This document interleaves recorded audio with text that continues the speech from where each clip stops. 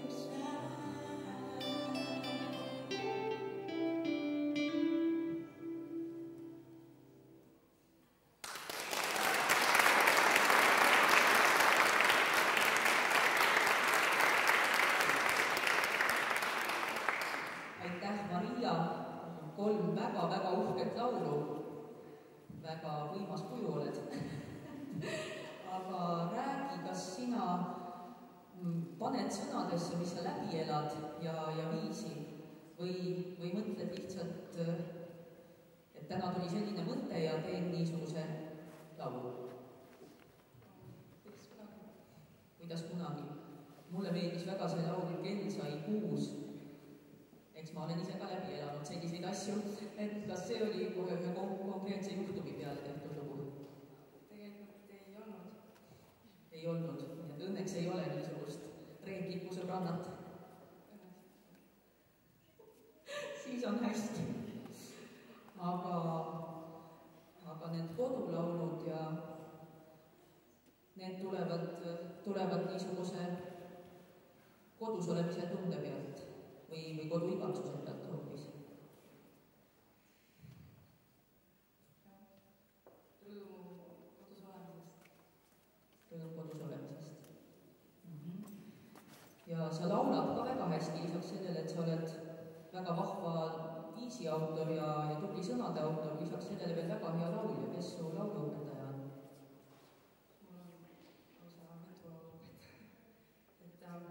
Viljandi laulustuudios tegi ka Pai Õhmas Maarika ja siis Helemilest. Nii et ma arvan, et nädal on täis laulutunde ja kõige selle kõrvalt jõuab Maria veel laule ka kirjutada. Suur aitäh sulle!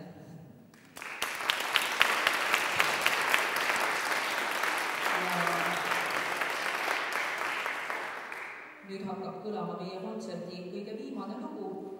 See on Saare lugu. Selle laulu on teinud Eva-Lotta Punder ja Merilin Tiit. Ja esitavad nad seda laulu kolmekesi, Eva-Lotta Punder, Merilin Tiit ja Eva Puu.